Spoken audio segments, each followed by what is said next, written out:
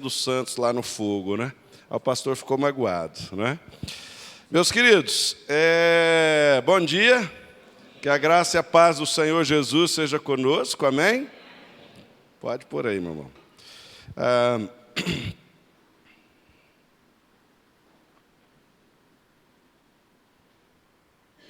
Os irmãos sabem, estou acompanhado da minha linda esposa, Gisele, né? E estamos felizes de estar aqui junto com os irmãos nessa comemoração de 34 anos de história da Igreja Batista Alvorada. Muito feliz de estar aqui com o pastor Daniel.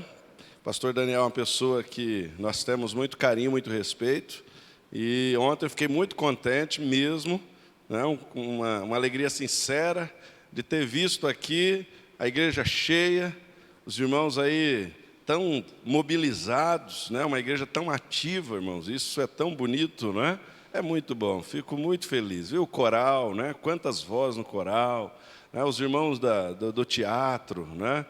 Os irmãos do louvor, que maravilha, fiquei muito contente, né? Os irmãos ali na hora do lanche, pessoal trabalhando, servindo as mesas, já era tarde, o povo aqui ainda, né?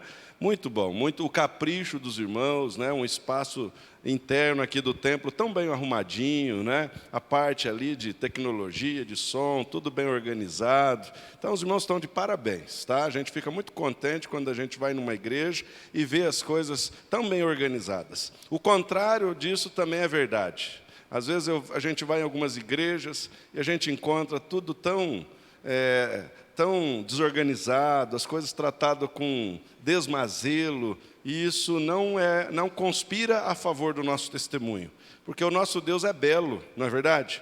Nosso Deus é um Deus de ordem, nosso Deus é um Deus organizado, nosso Deus é um Deus que capricha em tudo. Então, nós precisamos caprichar em todas as coisas, porque isso é um testemunho do Deus que nós adoramos, não é verdade? Então, parabéns aos irmãos pelos 34 anos, parabéns por chegarem aos 34 anos, né, com essa... E olha essa manhã, que maravilha, né? Quantos irmãos aqui presentes. Isso é muito bom, louvado seja Deus, e que os próximos 34 anos sejam frutíferos, né? Que os próximos 34 anos os irmãos possam multiplicar o número de discípulos aqui nesse lugar. Amém? Irmãos, não posso esquecer também, essa semana eu estive tomando um café da tarde com o pastor Isaías Berbete, e ele, então, pelo menos umas 2 vezes, né, me lembrou: pastor, o senhor vai estar lá na Batista Alvorada, transmita o meu abraço. Então, eu gostaria de trazer aqui o abraço do pastor Isaías Berbete, que foi pastor aqui dessa igreja, né, por um bom período, tá bom? Então, recebam o abraço do pastor Isaías. Meus queridos, sem mais delongas, vamos abrir nossas Bíblias no texto que Paulo, inspirado pelo Espírito Santo de Deus, escreveu à igreja de Éfeso, no capítulo 2, leremos do versículo 8 até o versículo 10.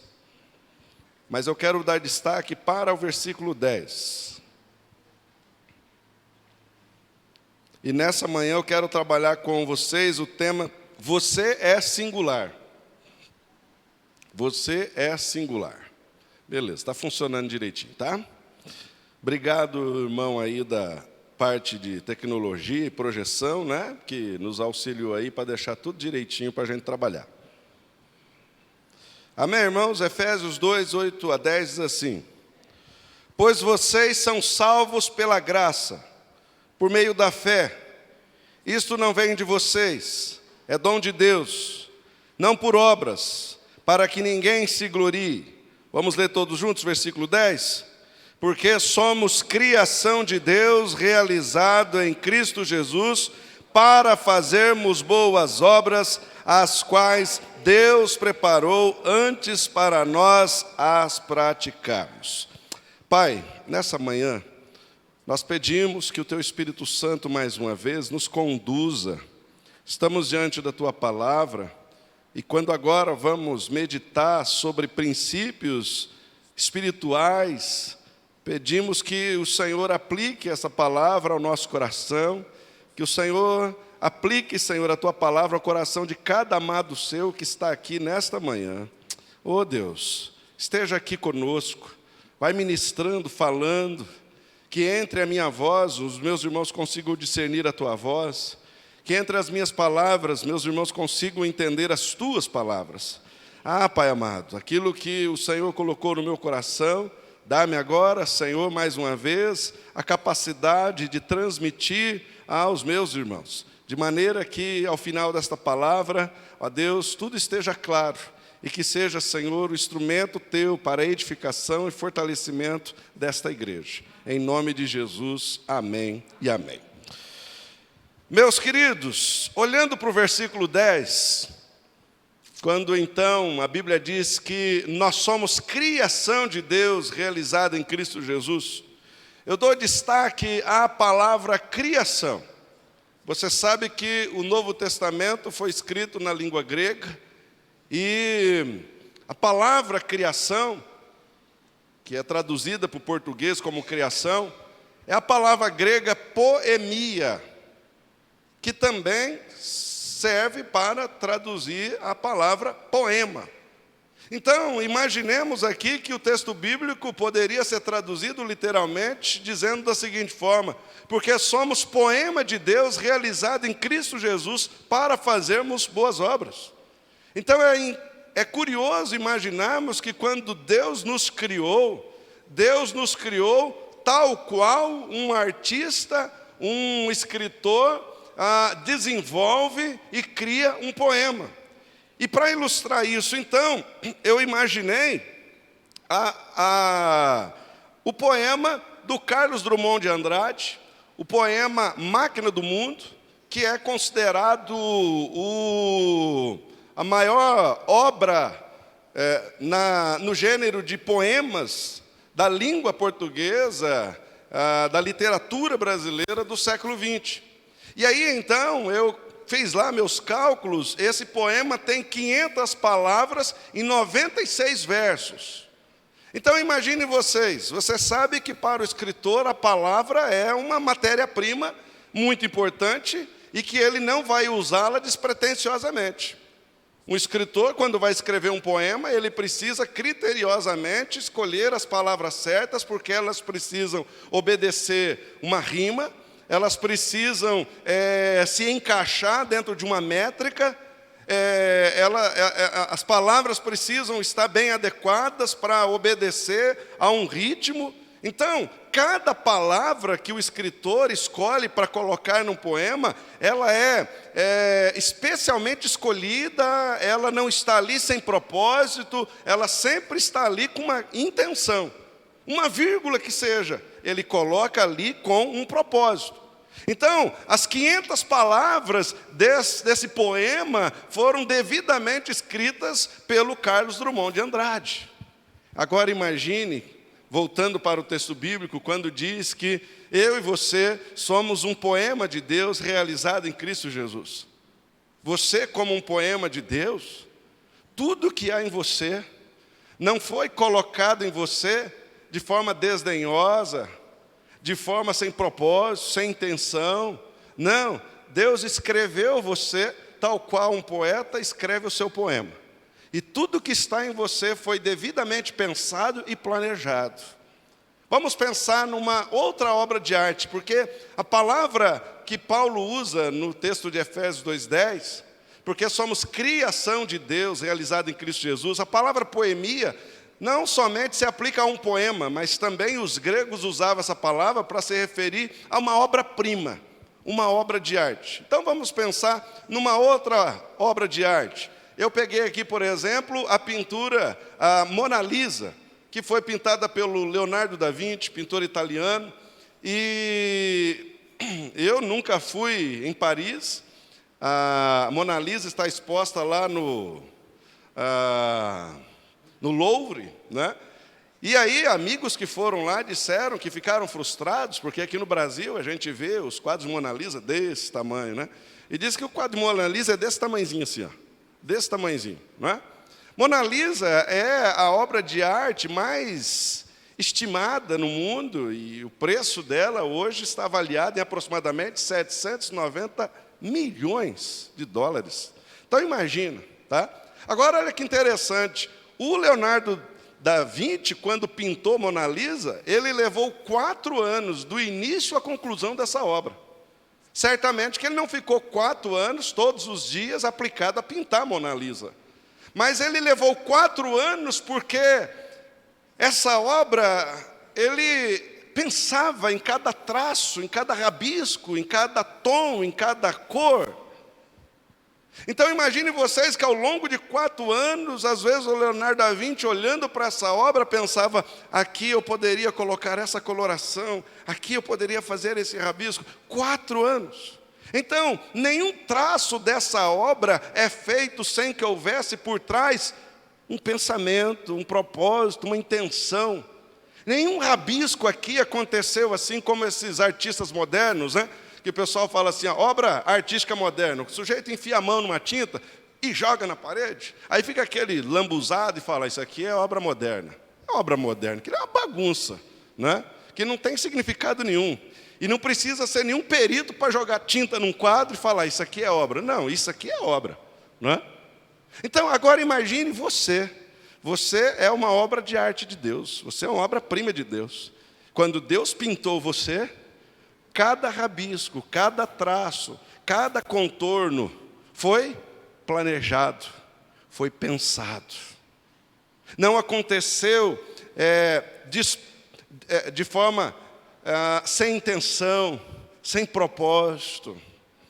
O Senhor planejou você devidamente. Vamos pensar uma outra obra de arte. Agora eu pego uma escultura do Michelangelo, também artista italiano. Ele levou 3 anos para esculpir essa obra de arte, o Davi de Michelangelo.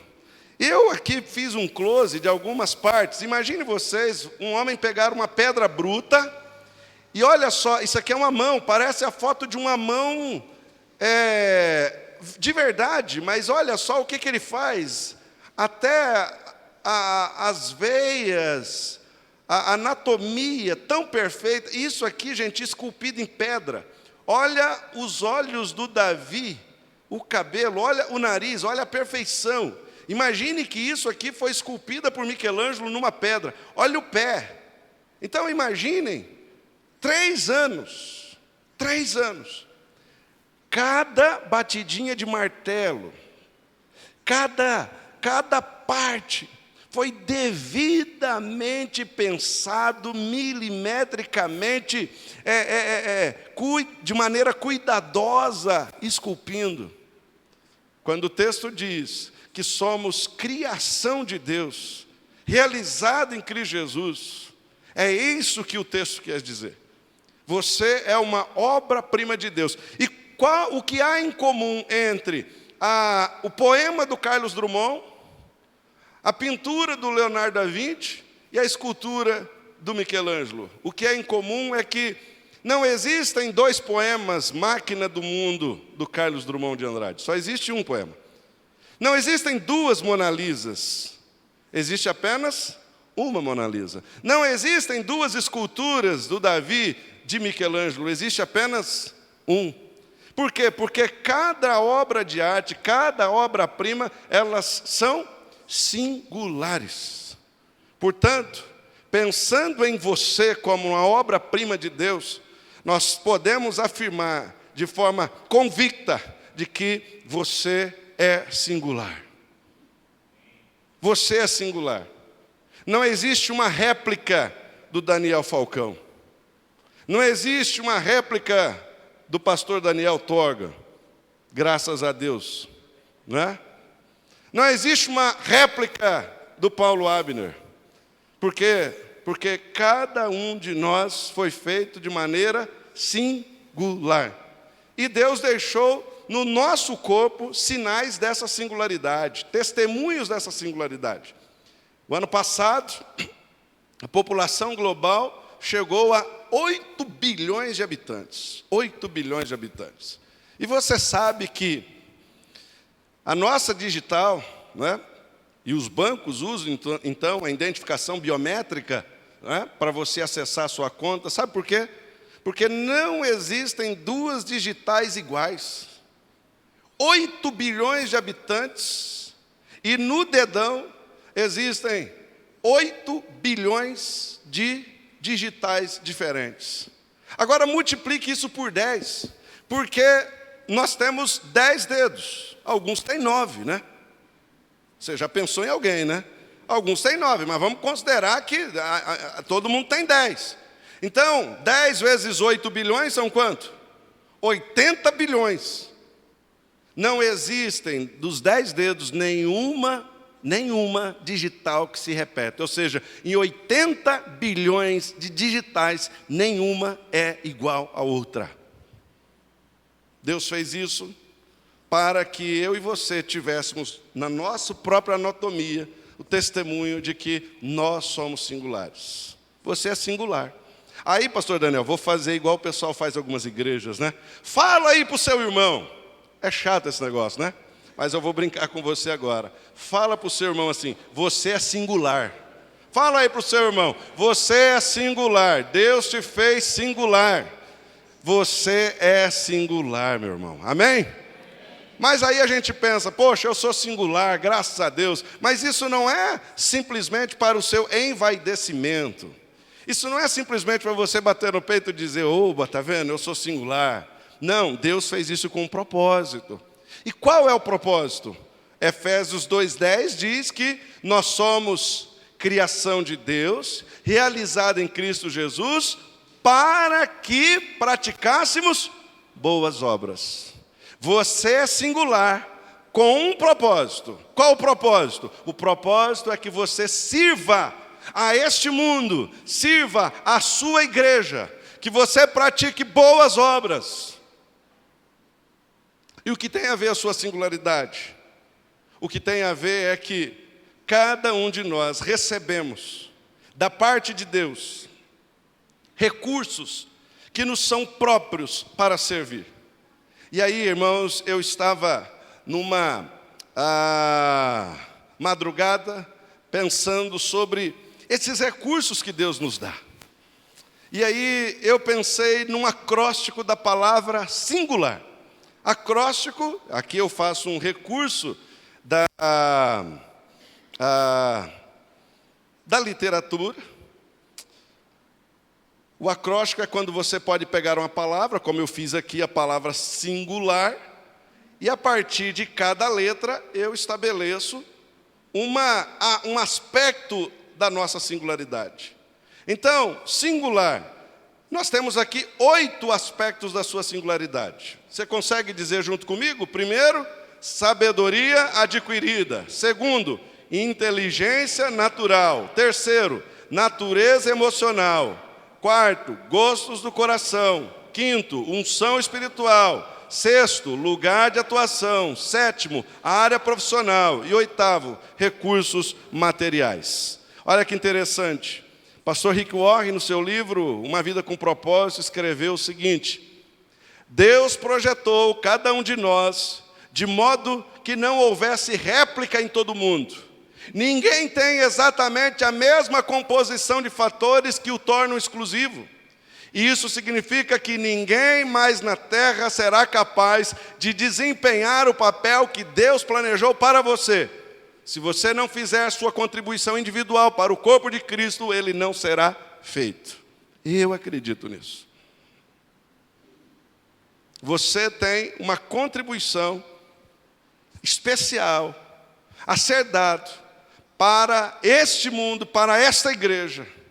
E se a sua contribuição não for dada, aquilo que compete a você não for dado, o outro não dará. Por quê? Porque você tem os recursos singulares que Deus confiou a você e que não foi dado a outro. Pastor Bill Hybels, que é o fundador da igreja Willow Creek, nos Estados Unidos, ele também escreveu o seguinte: o Senhor fez você sob medida, com uma combinação única de personalidade, temperamento, talentos e perfil, e quer aproveitar tudo isso em sua missão de alcançar este mundo confuso. Isso significa que Deus deseja usar você de maneira que se encaixa na pessoa que Ele criou para ser. Deus criou você, e do jeito que você é, Deus quer usar a sua vida. E Ele te deu, então, esses 8 recursos que são os aspectos da sua singularidade. E agora eu gostaria então de trabalhar cada um deles. Espero conseguir fazer isso dentro do prazo que nós temos, tá bom? Primeiro, sabedoria adquirida. Sabedoria adquirida, irmãos, são todas as experiências que nós vivemos ao longo da vida e que vão sendo armazenadas em nós como uma sabedoria para poder colocar isto a serviço do outro. Todas as experiências, sejam experiências boas, de conquistas, ou experiências de prejuízos e de perdas, elas não podem ser desperdiçadas por você, porque elas se tornam uma sabedoria que você vai poder então utilizar para abençoar a vida das pessoas. Veja, por exemplo, o que o apóstolo Paulo, escrevendo a primeira carta de Coríntios, capítulo 1, versículo 3 e 4, eu acho que esse texto não está aqui, isso. 1 Coríntios 1, 3 e 4, o Paulo disse assim: bendito seja Deus e Pai de nosso Senhor Jesus Cristo, o Pai das misericórdias e o Deus de toda consolação, que nos consola em toda a nossa tribulação, para que também possamos consolar os que estiverem em alguma tribulação, com a consolação que nós mesmos somos consolados por Deus. Então veja, o que a Bíblia está dizendo é: o Senhor, no momento em que passamos por tribulação, nos consola, nos fortalece. E Ele diz, para que essa mesma consolação que recebemos da parte de Deus, enquanto passávamos pela tribulação, agora nós vamos usar dessa mesma consolação para ajudar aqueles que estão passando por igual tribulação. Então imaginem vocês que você passou por um caminho, por exemplo, do luto, como eu e Gisele passamos. Perdemos nossos cônjuges precocemente. E aí então passamos pelo luto. Nesse luto nós tivemos que administrar a perda do pai, da mãe, dos nossos filhos. Lágrimas, dor. Agora, essa experiência para nós se configura como uma sabedoria que adquirimos pelo caminho que nós fizemos. E agora, quando nós olhamos para a vida, há pessoas que vão ter que trilhar este caminho. Sabe o que nós podemos fazer? Vir neste caminho com a pessoa e dizer: nós andamos por aqui. Eu sei como é esse caminho. E nós podemos te ajudar. E nós vamos andar com essa pessoa, ajudando essa pessoa no caminho que nós já fizemos. Ajudando a fazer este caminho da melhor maneira. Os erros que cometemos, podemos dizer para ela: eu errei aqui, não erra. Não erre como eu. Aqui eu fiz assim, e eu senti que Deus abençoou, faz assim. Às vezes você passou por um período de desemprego, meu irmão. E como foi difícil. Imagine um homem desempregado. Se você nunca ficou desempregado, você não tem noção o que é para um pai de família estar sem emprego e sem renda. Isso é uma tortura, pastor. Você passou por isso, você sabe o que é isso. Hoje você está empregado. E de repente um irmão da igreja recebe a notícia também de que foi dispensado da empresa. Ele vai ter que passar pelo mesmo caminho que você passou. E sabe o que Deus quer que você faça? Aquela consolação que o Senhor lhe deu, nesse caminho de desemprego, agora você vai usar dessa consolação para ajudar esse irmão que vai passar pelo mesmo caminho. Sabedoria adquirida. Quantos irmãos estão aqui, já criaram seus filhos, passaram pelo período da infância? E aí você pode ajudar outros irmãos que estão lá lidando com os filhos nesse período da infância que requer tantas habilidades. Você que já passou pela fase em que seus filhos eram adolescentes, quanto trabalho o seu adolescente deu, mas você passou, e agora você vê algum irmão tendo dificuldade com os filhos adolescentes, e você pode ajudar esse irmão. Você talvez passou por experiências frustrantes na família, como por exemplo um divórcio. Divórcio é uma experiência altamente estressante. Você passou por isso, entrou em depressão, mas você venceu, você superou, e agora alguém está passando por experiência semelhante. Sabe o que você pode fazer? Pegar a sua experiência, essa sabedoria adquirida, e poder oferecer a essas pessoas como auxílio. Então, meu irmão, tudo o que você vivencia na vida, não considere como algo a desperdiçar. Não, essas experiências, somadas a essa consolação que Deus te deu, você pode usar isso como ferramenta para abençoar a vida das pessoas. Amém? Que Deus te abençoe, que Deus te use dessa forma. No ano passado, fui diagnosticado com um câncer de próstata. 6 meses depois que a esposa havia falecido de câncer, eu fui diagnosticado com câncer de próstata. E o pastor Wilson Honório, pastor então da Primeira Igreja Batista de Maringá, havia alguns anos antes também sido diagnosticado com câncer de próstata. E quando ele soube do meu diagnóstico, ele me ligou, falou: Paulo, soube que você está passando por problema de saúde. Ele falou: eu também passei por essa mesma situação. E ele dedicou, irmãos, tempo para conversar comigo. E ele disse: venha aqui a Maringá, quero que você visite o médico que me fez a cirurgia. Fui até Maringá. Ele então, o médico tornou-se amigo dele. Ele me levou ao médico, o médico conversou comigo como conversa um amigo. Eu muito assustado, preocupado, mas o pastor Wilson Honório disse: Paulo, eu já com quase 70 anos de idade passei por essa cirurgia, graças a Deus eu estou bem. Você é muito mais novo do que eu, você também vai passar por isso, você também vai vencer. Irmãos, o auxílio do pastor Wilson Honório, naquele momento em que eu estava diagnosticado com aquele problema de saúde, para mim foi muito importante. Foi muito importante. Por isso, quando hoje eu identifico algum homem com o mesmo problema de saúde, eu tenho uma missão. A missão de me aproximar, de conversar e ajudá-lo a entender como é que é esse processo de tratamento da doença, as consequências do tratamento e como é possível superar. É minha missão. Por quê? Porque nessa área eu tenho uma sabedoria que eu adquiri. Que você não passou por isso e não faz ideia do que é. Mas eu passei e sei do que se trata. É isso. Que Deus te abençoe. Quantas experiências você tem?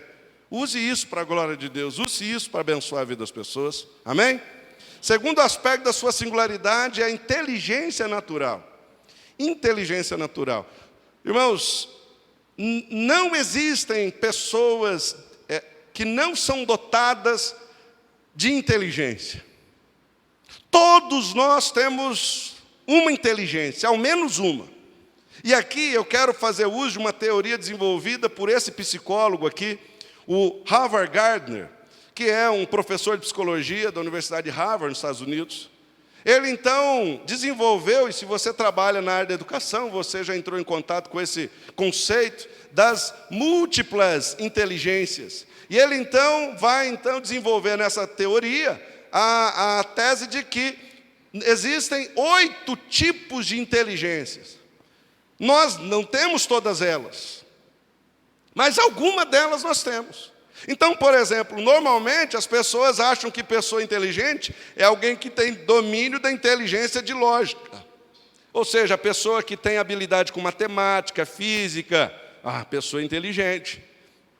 Foi baseado nisto que o Howard Gardner desenvolveu essa teoria, fazendo uma crítica, dizendo que existem outros tipos de inteligência. Pessoas que não têm habilidade nenhuma com equação, matemática, física, mas têm outras inteligências. Talvez, por exemplo, a sua inteligência seja uma inteligência naturalista. Sabe aquelas pessoas que elas têm uma habilidade, elas pegam uma plantinha e elas colocam num vasinho, aquela plantinha de repente desenvolve. Elas têm a capacidade de fazer um jardim e deixar aquilo florido. Essa capacidade eu não tenho, gente, tá? Eu não entendo nada de planta, sabe? Se eu plantar uma rosa, ela morre, entendeu? Se eu olhar para uma lavoura, acho que eu mato a lavoura. Então, isso não é comigo. Mas tem gente que tem essa inteligência. Aí você olha para a Bíblia e você percebe que Deus usou homens de acordo com a sua inteligência, para missões específicas. Por exemplo, por que Deus usou de forma tão especial o apóstolo Paulo para pregar o evangelho em diversas regiões, e também o Espírito Santo o inspirou para escrever boa parte do Novo Testamento? Porque o Paulo tinha essa inteligência aqui, ó, cadê? A linguístico-verbal, né, pastor? Paulo, irmãos, era um homem que tinha uma facilidade enorme com línguas. Ele era um poliglota. Ele falava grego, aramaico, hebraico. Ele falava fluentemente essas línguas. Era um homem, por exemplo, que tinha habilidade com textos, de maneira que ele era um grande teólogo, filósofo, conhecedor de jurisprudência romana. Escrevia também muito bem. A carta que ele escreveu aos romanos é considerada uma obra-prima de literatura, não é verdade? Não é? Então, ele tem isso aqui, ó. Deus usou Paulo aqui. Aqui nós temos a inteligência musical. Você consegue imaginar na Bíblia quem teve inteligência musical? Lembra? Quem? Davi. Ele chegou a inventar um instrumento musical. Ele compôs a maioria dos salmos. Os salmos, você sabe, são poemas que serviam como letra de canções que os hebreus entoavam nas suas celebrações. Ele era tocador de harpa, inclusive um exímio tocador de harpa. Quando Saul precisava de musicoterapia, escolheram o Davi para ir tocar harpa para ele. Então ele tem aqui, ó, inteligência musical. Você tem aqui a inteligência corporal. A minha esposa tem inteligência corporal, é professor de educação física. Pensa numa mulher que tem coordenação motora boa, não é? A pessoa com inteligência corporal, ela tem habilidade com esportes, com atividade física, com dança, coreografia. Vocês se lembram na Bíblia quem é que tinha inteligência corporal? Sansão. Sansão tinha inteligência corporal, tinha uma força descomunal. Certa vez ele conseguiu capturar 300 raposas. Imagina, gente, para você conseguir ver a raposa já é difícil, porque ela é arisca. Você imagina capturá-la. Para fazer isso, o cara tem que ter uma habilidade física enorme. Então é alguém que tinha inteligência corporal. Inteligência interpessoal é a capacidade que alguém tem de se relacionar. Sabe aquela pessoa na igreja, o queridão, que todo mundo gosta, se dá bem com todo mundo? Inteligência interpessoal é a pessoa que tem uma facilidade para fazer amizade. É uma pessoa que tem facilidade para interagir. Sabe na Bíblia quem tinha essa inteligência? Barnabé. Barnabé, quando o apóstolo Paulo se converte lá no caminho de Jerusalém para Damasco, quando ele volta para Jerusalém, o povo tudo ficou com medo dele. Sabe quem é que foi se aproximar do Paulo, fazer amizade? Barnabé. Quem é que vai aproximar o Paulo da igreja? Barnabé. Quando a igreja manda o Paulo embora lá para Tarso, quem que vai buscá-lo? Barnabé. Quando o pessoal começou a se converter em Antioquia, eram gentios, o pessoal de Jerusalém não sabia o que fazer. Problema. Quem que eles mandaram para lá? Eles pensaram, olha, nós precisamos em alguém que vai chegar lá, vai saber conversar e instruir. Barnabé. Por quê? Porque é o cara que tem inteligência interpessoal. Então, veja bem, dentre essas várias inteligências, uma delas é a sua. O que eu quero que você entenda é, Deus quer usar a sua inteligência. Deus quer usar. Tá? Agora, qual é o problema quando a gente fala sobre essa inteligência natural? Bom, eu alistei alguns aqui, tá? Primeiro deles é que nós achamos que uma inteligência se sobressai às outras. Não, todas as inteligências são igualmente importantes. Ninguém tem uma inteligência superior a outra.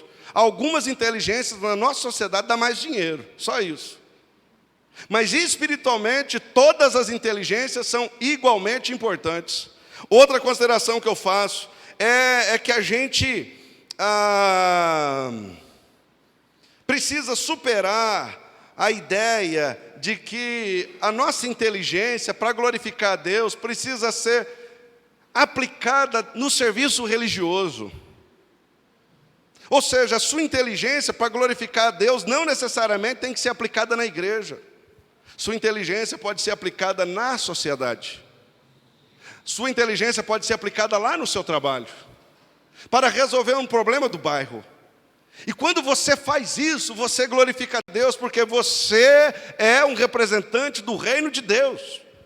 Então, se Deus te deu inteligência, você tem usado a sua inteligência para servir este mundo, você tem glorificado a Deus através da sua inteligência. E a outra consideração que eu faço é que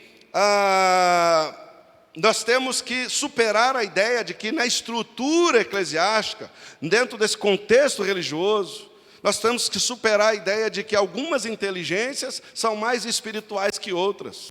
Por exemplo, quando as pessoas com inteligência musical colocam sua habilidade em prática, elas vêm para o palco, aqui elas tocam, elas cantam, elas ministram louvor.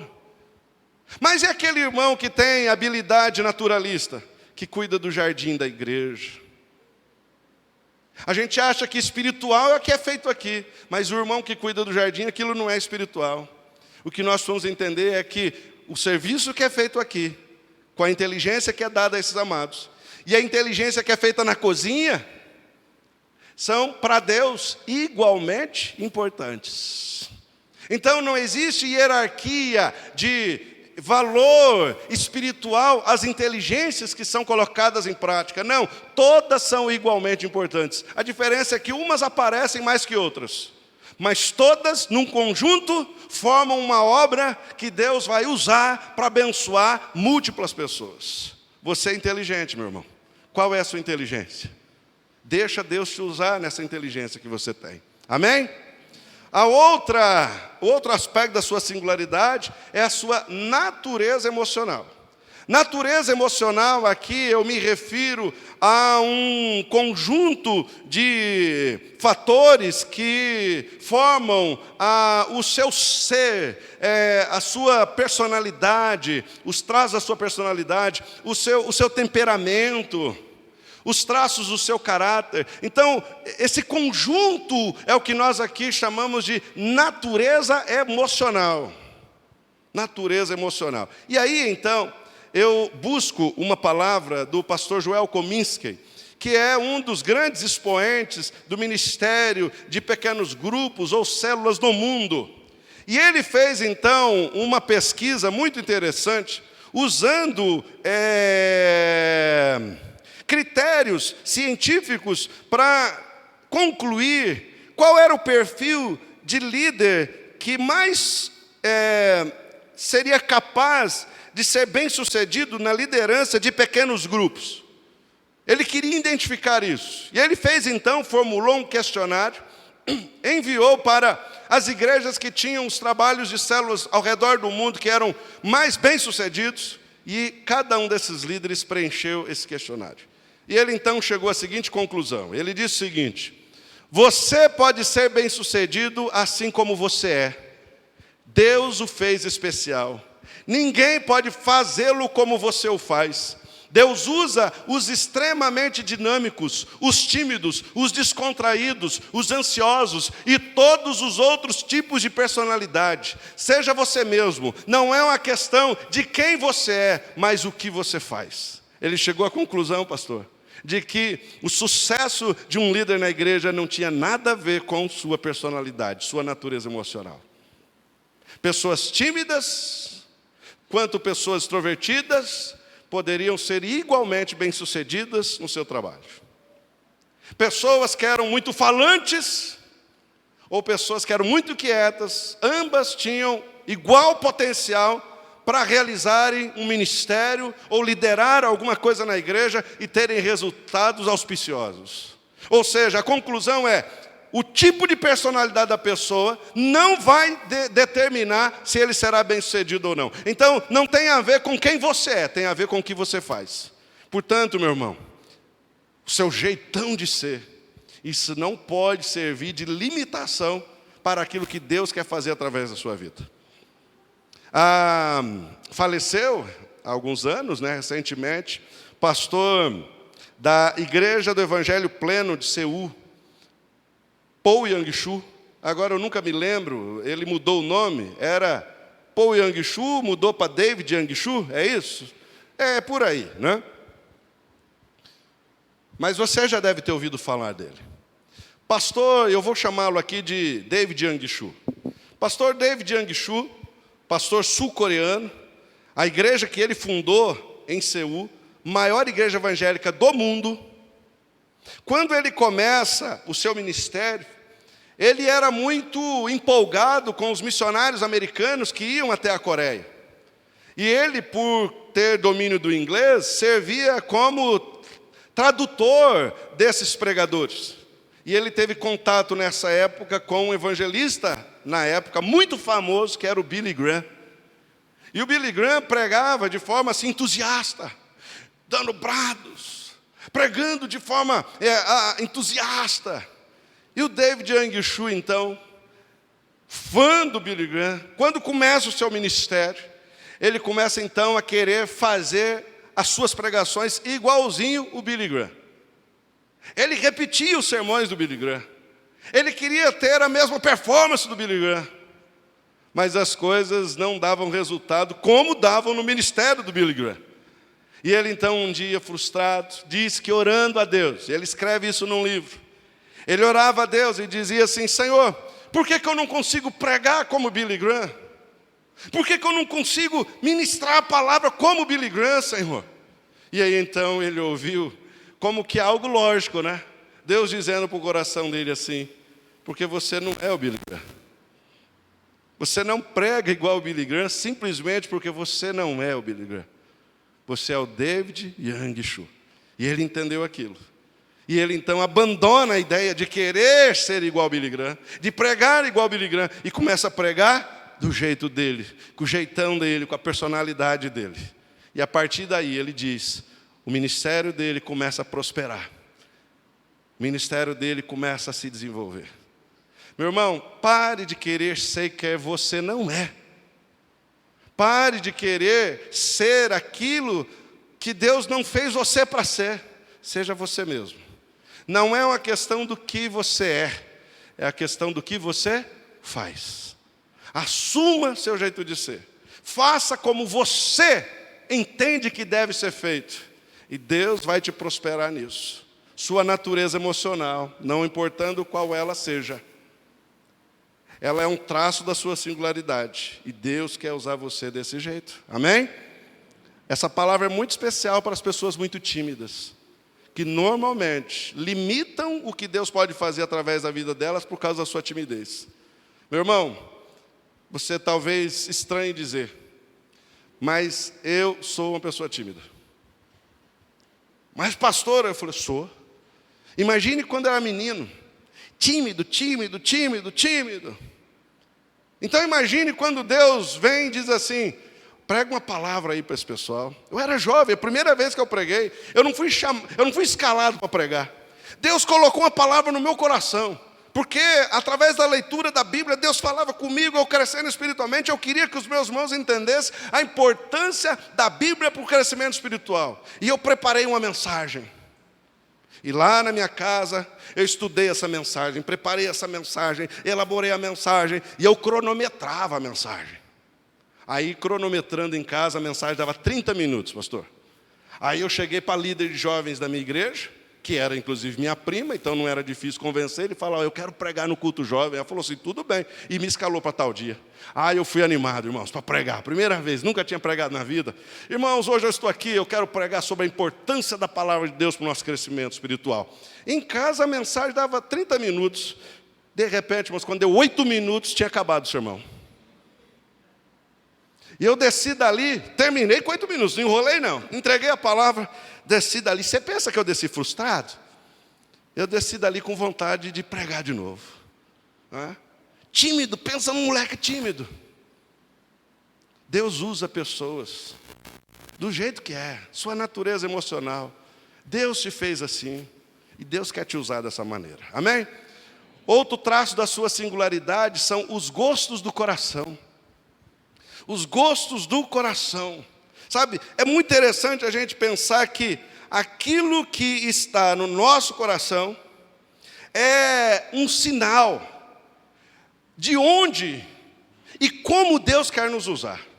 Por exemplo, Provérbios, capítulo 27, 19, Salomão escreveu assim: assim como a água reflete o rosto, o coração reflete quem somos. Assim como a água, ou seja, vamos pensar no espelho, reflete o rosto, o coração reflete quem somos. O que está no seu coração, irmão, tem a ver com quem você é. E nós vamos ampliar isso, dizer que aquilo que está no seu coração também revela aquilo que Deus quer fazer através de você. Então, aquelas coisas que te dão entusiasmo, aquelas coisas que te dão prazer, aquelas coisas que te trazem alegria, sabe aquelas coisas que quando você faz, você se sente mais vivo, aquelas coisas que quando você faz, aquilo te enche de energia, sabe aquilo que você faz, e aquilo assim parece que abastece o seu tanque emocional. Isso tem a ver com o lugar e o que Deus quer que você faça. Deus não quer que nós façamos algo que nós não gostemos de fazer. Por exemplo, imagine que o pastor Daniel, admiro o pastor Daniel, né, pastor estudioso, inteligente. Eu imagino que o pastor Daniel, quando prega, tem alegria, né, pastor? Você imagina alguém que vai pregar, tá? Desde que eu soube que ia pregar na Batista Alvorada, eu estou pensando nisso, sabe? E eu sou o sujeito que é o seguinte: ontem eu vim aqui, preguei, aí eu já odeio pensando, ai meu Deus, acho que eu falei muito, sentei ali e tal. Eu demoro a dormir. Eu começo a pregar de novo a mensagem na minha cabeça, sabe? Aí eu tenho que desligar daquela mensagem que eu ia falar hoje de manhã. E aí eu durmo. Se bobear, é o sonho que eu estou pregando. Hoje eu acordei, a primeira coisa, a palavra. E você pensa que eu venho para a igreja pensando, tem que pregar. De novo tem que ministrar. Meu irmão, eu estou aqui pregando, não tem uma coisa que enche mais a minha alma do que ensinar a Bíblia. Eu tenho grupos de estudo ao longo da semana, são estudos bíblicos online. Eu tenho uma turma da quarta-feira, eu tenho 3 alunos. Eu tenho turmas de 12 alunos. Eu ministro o estudo para os 3, com o mesmo entusiasmo que eu prego para um público de 500. Aquilo me enche a alma. Eu tenho prazer nisso. Sabe por quê? Isso é a sinalização de que eu estou fazendo aquilo para o qual Deus me chamou para fazer. Então, o que você gosta de fazer, meu irmão? O que você tem prazer em fazer? É isso, é nesse lugar que Deus quer usar a sua vida, tá? Então, olha que interessante. Pastor Bill Hybels, ele disse o seguinte: a paixão é o desejo dado por Deus que nos impele a fazer a diferença num determinado ministério. Meu irmão, se você está servindo na igreja, aquilo que você está fazendo, você não tem paixão por aquilo não te dá prazer nenhum, sabe, aquilo é um fardo para você, conversa com o pastor, fala: pastor, esse negócio me estressa. Por exemplo, à noite eu vou falar um pouquinho sobre a questão do cozinhar, né? Tive que aprender a cozinhar. Mas pensa num negócio que eu não tenho prazer nenhum. Aí minha esposa estava de férias, essa semana voltou a trabalhar. Aí eu tinha que cozinhar na quarta-feira. Irmãos, pensa numa noite mal dormida, de terça para quarta. Sem brincadeira. Eu dormi preocupado, porque eu tinha que fazer o almoço. Eu acordei mal. Sabe, pensa num negócio que eu não... Sabe, mexer com coisa de cozinha. Aí quando lá para umas 10 horas, eu fui na casa da minha sogra, que já tinha pedido para arrumar uma janela para ela. Quando ela falou assim: ô Paulo, vem almoçar aqui, eu falei: amém.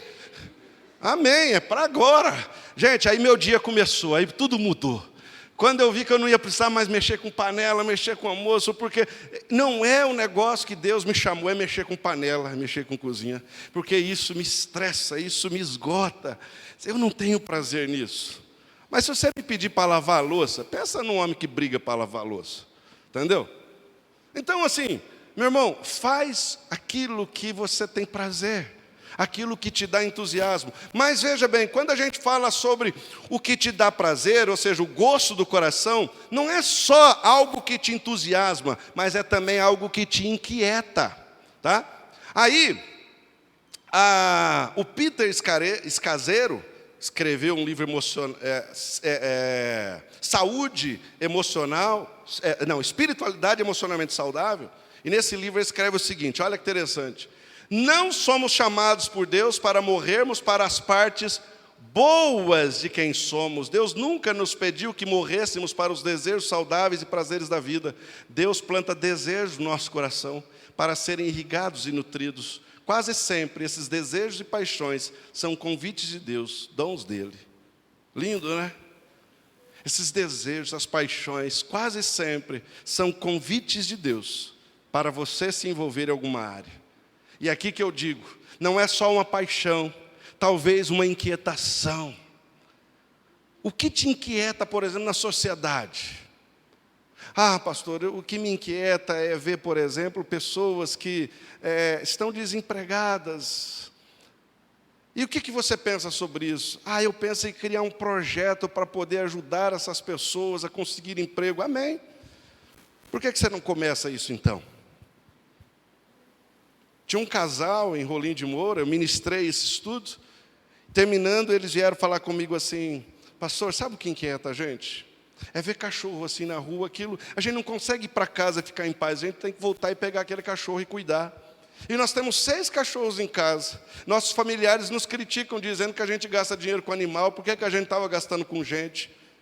Eu falei, se Deus quisesse que vocês estivessem cuidando de criança abandonada, vocês iam se importar com essas crianças.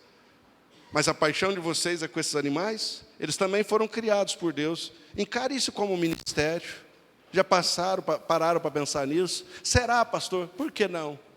Irmãos, passaram-se os anos, entrei em contato com eles recentemente. Ela está fazendo veterinário. Eles construíram um canil no fundo da casa. Eles ainda continuavam com o mesmo trabalho. Eles resgatam o cachorro da rua, cuidam, e depois que o animal está recuperado, eles colocam para adoção. E eles têm uma alegria nisso. E eu os ajudei a entender que eles fazem isso e Deus é glorificado nesse trabalho que eles fazem. Vocês acham que Deus é glorificado quando a pessoa olha para um cachorro sarnento na rua? Não. Mas Deus é glorificado quando as pessoas olham para um cachorro saudável e dizem, que cachorro bonito. Deus é glorificado nisso. Gostos do coração, o que incomoda seu coração? É também uma pista para onde Deus quer levar você para usar a sua vida. Amém? Vamos lá. Unção espiritual é outro aspecto da sua singularidade. A unção espiritual aqui é o que eu aqui classifico como os dons do Espírito que foram dados a cada um de nós crentes em Cristo. Sobre dons espirituais, eu sei que vocês são pessoas maduras, já entendem bem sobre dons espirituais.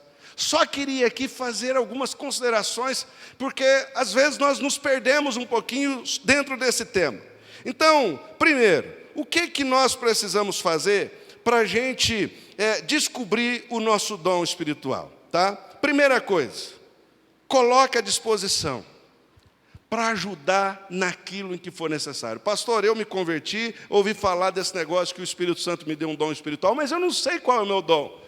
Meu irmão, para você descobrir o seu dom espiritual, você não pode ficar parado. Para você descobrir o seu dom espiritual, você tem que trabalhar, você tem que se envolver com todas as oportunidades possíveis, porque é trabalhando e servindo nas múltiplas frentes de trabalho é que você vai descobrir onde é que Deus chamou para servir. E aí, então, colhi, inclusive, livro que o pastor Daniel me deu, pastor Sam Storms, e ele escreve o seguinte no seu livro sobre dons. Olha que interessante. Ele diz assim, busque uma necessidade e vá ao seu encontro. Encontre um ferido e cure-o. E ele está falando isso aqui sobre como descobrir o seu dom espiritual. Como? E aí ele dá esse conselho, tá? Busque uma necessidade e vá ao seu encontro. Encontre um ferido e cure-o. Esteja alerta para o grito de socorro, responda a ele. Ouça a voz de Deus e falha. Identifique a fraqueza de alguém e supere-a. Procure o que está faltando e supra. Quando você fizer isso, o poder de Deus equipará você. Talvez uma única vez, mas possivelmente para sempre, para ministrar esperança e encorajamento aos necessitados. Então, se você ainda está se perguntando qual pode ser o seu dom, haja primeiro, pergunte depois. Você não vai descobrir se o seu dom é dom de cura, se você não começar a orar pelos enfermos.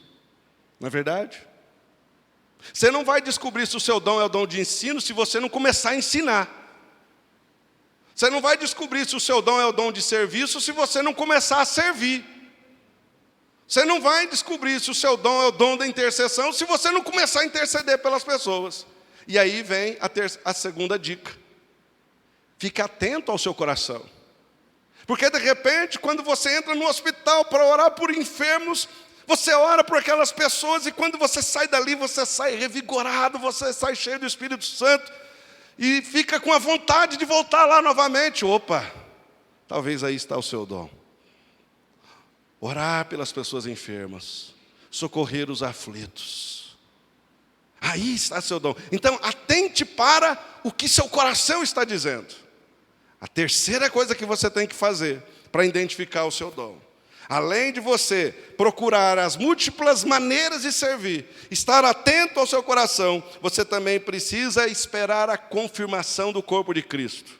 Quando você começa a fazer algo, fica aberto para o feedback dos irmãos. O que as pessoas falam sobre o que você está fazendo? Por exemplo, aquela vez que eu fui lá e preguei 8 minutos, eu saí dali pensando, eu acho que nunca mais vão me chamar para pregar.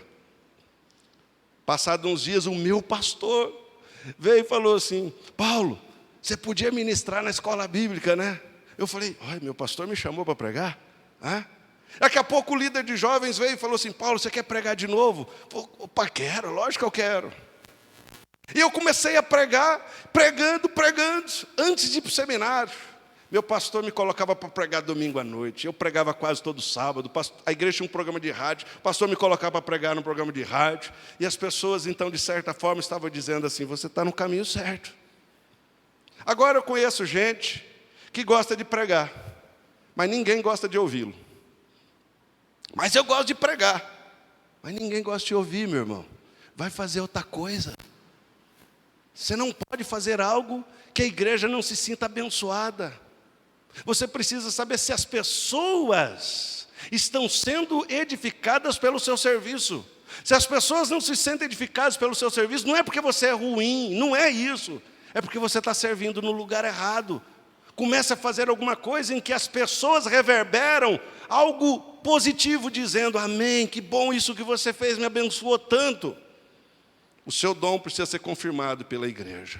Então, o seu dom é um outro aspecto da sua singularidade. E o interessante é que a Bíblia diz assim, o autor Peter Wagner, ele vai dizer o seguinte, se você julga que possui um dom espiritual e está procurando exercê-lo, mas ninguém em sua igreja pensa assim, então o mais provável é que você esteja enganado. Um dom espiritual precisa ser confirmado. Paulo, quando escreve sobre os dons espirituais, ele diz que os dons foram distribuídos obedecendo o princípio da singularidade. Ele diz, todos no corpo são olho, todos no corpo são ouvido, todos no corpo são boca? Não. O que Paulo está dizendo? Cada órgão do corpo é único, é singular, está ali para uma missão. Nem todo mundo tem o dom de pregar, nem todo mundo tem o dom de servir, nem todo mundo tem o dom de curar.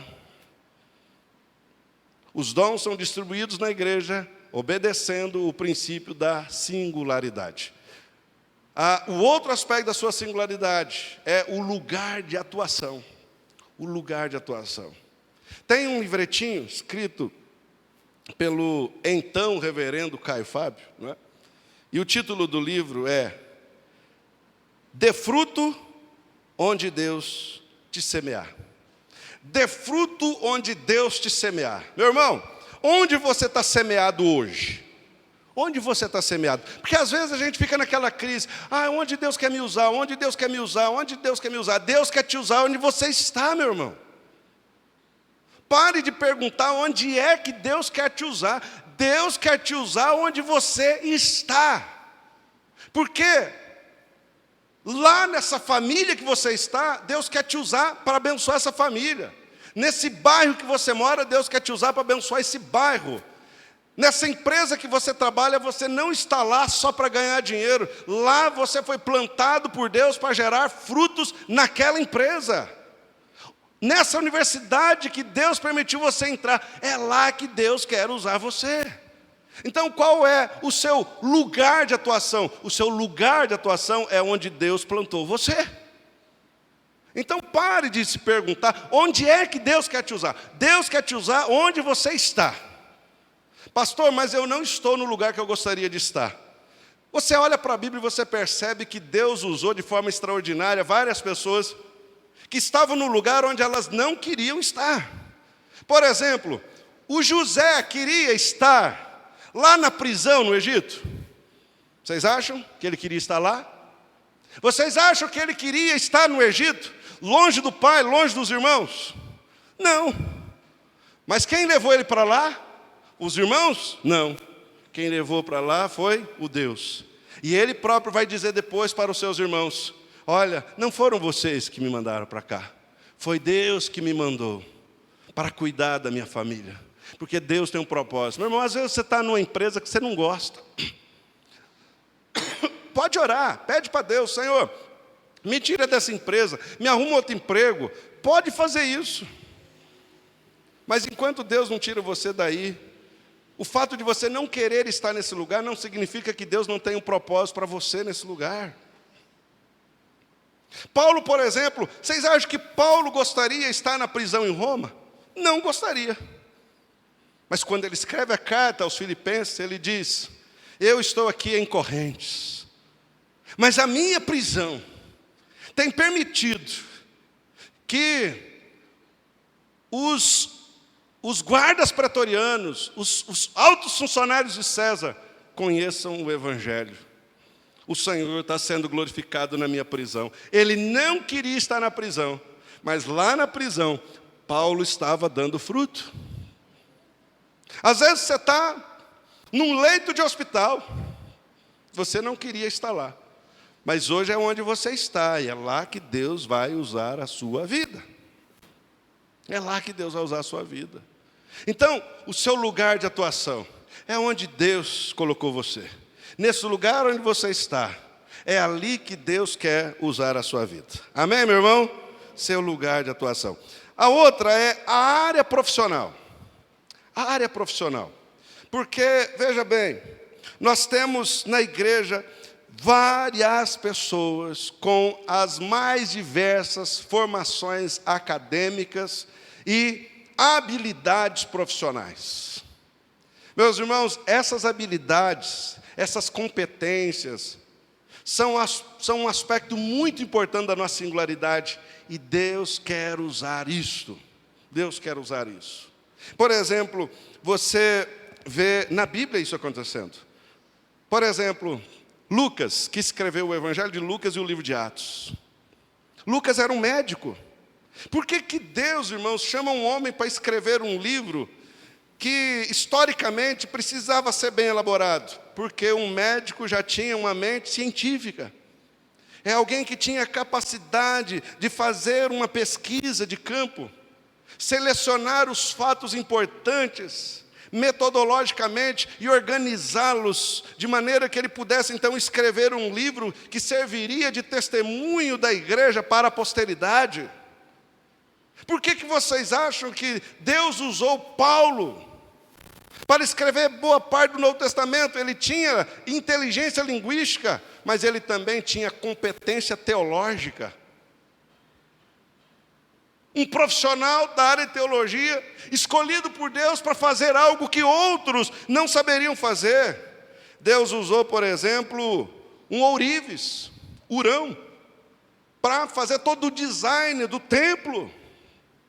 Então, meu querido, nós olhamos para a igreja, e aí então nós podemos aqui, vamos selecionar aqui, né? Quais profissionais nós temos aqui? Quantos, por exemplo, da área de contabilidade? Tem alguém da área de contabilidade? Vai levantando a mão assim, bem rápido. Enfermeiro, médico, mecânico, dentista, empresário, que mais? Professor, aí, professores, né? Que mais? Motorista de aplicativo, aí, ó, que maravilha, né? Caminhoneiro, né? Cozinheiro, hoteleiro. Mas aqui ninguém faz nada, não? O povo aqui não trabalha, não, pastor? Rapaz, aposentado. Quantos aposentados aí? Meu pai, né? Tudo herdeiro, né? Tudo herdeiro. Herdou a riqueza do pai, está todo mundo vivendo aí de aplicação no banco, né? Mas é isso, veja. Às vezes nós temos lá na igreja a salinha das crianças, sabe? Tudo abandonado, tudo largado. Aí tem umas 3, 4 pedagogas na igreja. Por que essas pedagogas não se juntam? Vai lá, arruma a sala das crianças. Pastor, você acha que pedagoga é só para isso? Não, mas pelo menos para isso, né? Porque o pedagogo, por exemplo, ele vai lá ver, aí os irmãos que não entendem nada, botam uma mesinha com um canto, né, que pode machucar. O pedagogo bate o olho e fala, gente, essa mesinha aqui não serve para criança. Ó, esse armário aqui pode ser melhor organizado. Essa parede aqui ela pode ser melhor ilustrada. Por que você não coloca as suas competências a serviço da igreja? Né? É igual uma vez cheguei na igreja, e a igreja que eu assumi, chegando lá, 2 ventiladores assim, não funcionando, o fio pendurado. Aí eu peguei e chamei o irmão eletricista e falei assim, irmão, olha, esses ventiladores aqui, não está funcionando, né? Ele falou, pastor, pois é, ninguém me pediu para arrumar, né? Mas o irmão arruma? Irmãos, em 5 minutos ele vai falar, arrumou. Mas o eletricista está vendo os ventiladores estragados, está esperando alguém dizer para ele para arrumar. Por que não vem e fala, pastor, eu estou vendo o negócio ali que está funcionando, eu posso arrumar. Usa as suas competências, meus irmãos. Tá? Porque essa competência que você tem não foi lhe dado à toa. É competência dada por Deus para abençoar a vida da igreja e abençoar o mundo. Áreas profissionais também é um aspecto importante da sua singularidade. Você olha na Bíblia uma mulher chamada Dorcas. O livro de Atos, capítulo 9, fala que essa mulher um dia morre. E essa mulher, no dia do seu velório, é visitada por várias viúvas, que na época não tinha pensão, e elas viviam, então, dependendo do auxílio das pessoas. E essas mulheres vêm com túnicas nas mãos, chorando. Sabe quem tinha feito aquelas túnicas para elas, enquanto elas estavam vivas? A Dorcas. A Dorcas era costureira. Ela tinha competência profissional. E quando ela olhou aquelas mulheres que precisavam de assistência, alguém que lhes desse roupa, ela costurou roupas para aquelas mulheres. Ela usou a sua capacidade profissional para servir, para abençoar. Pastor Bill Hybels, que nós citamos aqui, pastor fundador da igreja Willow Creek, nos Estados Unidos, ele conta no seu livro O Poder do Voluntariado, ele conta o testemunho de um ministério da igreja dele. Uma igreja enorme, de milhares de membros. Ele disse que um grupo de mecânicos se reuniu. E eles então decidiram criar um ministério. Eles se encontravam uma vez por semana para consertar voluntariamente os carros de imigrantes e pobres. Você sabe que pobre nos Estados Unidos tem carro. Não tem o dinheiro para fazer manutenção. E eles então reuniram pessoas que não entendiam de mecânica, mas que queriam participar. Uma vez por semana, aqueles homens iam no pátio da igreja para então abençoar os irmãos da igreja, imigrantes e pobres, que não tinham dinheiro para fazer manutenção no carro. E eles faziam aquilo pelas pessoas. Mecânicos, que entenderam que o seu conhecimento de mecânica podia de alguma forma abençoar a vida das pessoas. E por último, irmãos, para a gente concluir, a gente almoçar. Recursos materiais. É o último aspecto da sua singularidade. Tudo que está em suas mãos foi dado por Deus para você colocar à disposição das pessoas do reino de Deus e deste mundo. Seus recursos materiais. E aí, então, a gente olha para a Bíblia e a gente percebe algumas pessoas que serviram a Deus com seus bens. Um deles, por exemplo, foi Davi. Contribuiu de forma assim abundante para a construção do templo em Jerusalém. Mas sabe por que ele fez isso? Porque ele tinha uma consciência. A consciência dele era a seguinte, 1 Crônicas 29:11. Teus, ó Senhor, são a grandeza, o poder, a glória, a majestade, o esplendor, pois tudo que é nos céus e na terra é teu. Teu, ó Senhor, é o reino, Tu estás acima de tudo. Davi coloca seus bens a serviço do reino, porque ele tinha consciência que tudo era de Deus e não era dele. Meu irmão, o que você tem não é seu. O que você tem é apenas uma concessão de Deus. Deus entregou para você administrar. E aí eu gosto quando Pedro fala na primeira carta que nós somos os bons despenseiros da multiforme graça de Deus. O despenseiro era o escravo da casa que cuidava da despensa. Ele não era dono das coisas que estavam na despensa. Ele era aquele que geria os recursos da despensa. E quando as pessoas da casa solicitavam algo da despensa, ele tinha que disponibilizar.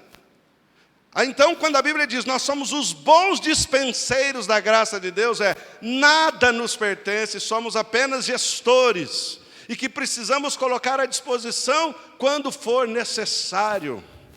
Mas quantos dos nossos irmãos têm dificuldade de disponibilizar seus bens e recursos e seu dinheiro? Quantos irmãos das nossas igrejas sequer são dizimistas, sequer entregam oferta? Ah, pastor, eu não entrego dízimo porque o dízimo não está no Novo Testamento. É verdade. Pastor Daniel, eu penso o seguinte, essa é a minha interpretação, me permita expor. Realmente o dízimo não está no Novo Testamento. Embora Jesus tenha elogiado a viúva pobre que entregou tudo, embora Jesus tenha dito que as pessoas, os fariseus, deveriam praticar a bondade e a justiça sem se omitir da entrega do dízimo, Paulo não fala de dízimo. Sabe por que ele não fala? Porque a relação de Deus com o seu povo migrou da exigência do parcial para a exigência do integral. No Velho Testamento, por exemplo, qual era o lugar de adoração? O templo. No Novo Testamento, qual é o lugar de adoração? Todos os lugares. No Velho Testamento, o Espírito Santo era dado a quem? Alguns. O profeta, o rei. E no Novo Testamento, o Espírito Santo é dado a quem? A todos. No Velho Testamento, quem eram escolhidos para ser sacerdotes? Somente os descendentes da tribo de Levi. No Novo Testamento, quem são escolhidos para ser sacerdotes? Todos. Percebam, no Velho Testamento, qual era o dia de adoração? O sábado, um dia da semana. No Novo Testamento, qual é o dia da adoração? Todos os dias. Então houve uma migração, uma mudança de dinâmica, de parte para o todo. O que Deus esperava como contribuição financeira do seu povo? O dízimo, 10%. Seguindo a lógica da parte do todo, o Novo Testamento, por que não fala de dízimo? Porque já não é dízimo, é tudo.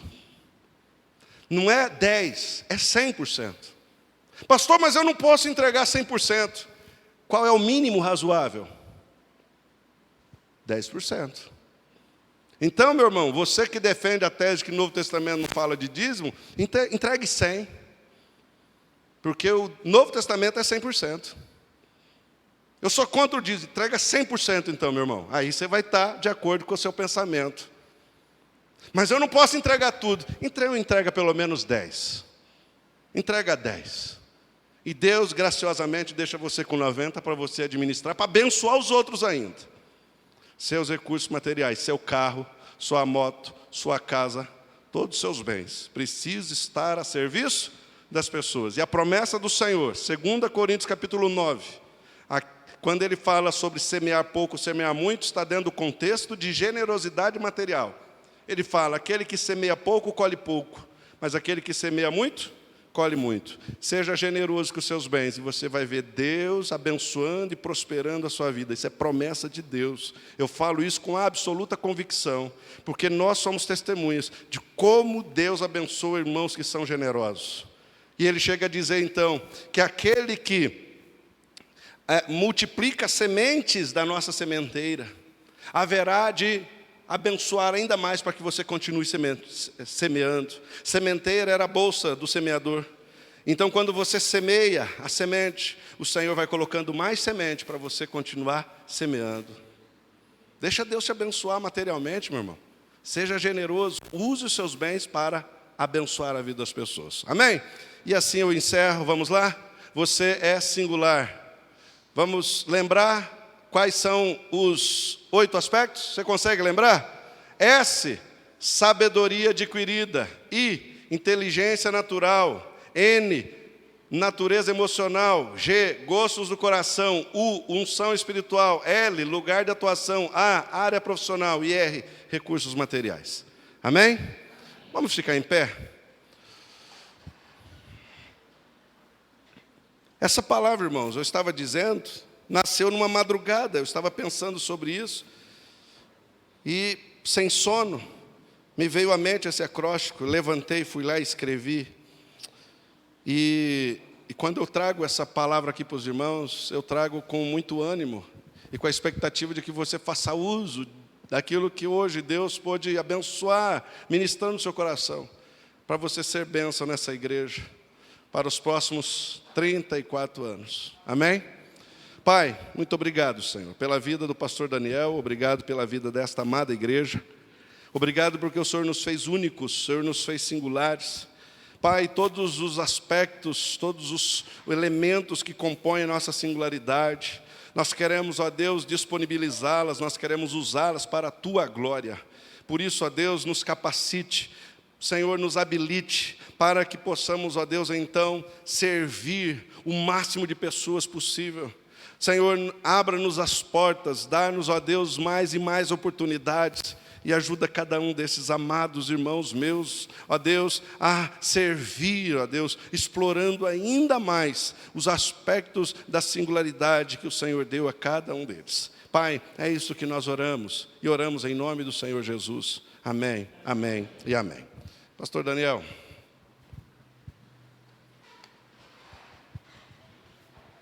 Obrigado, pastor. Amém, irmãos.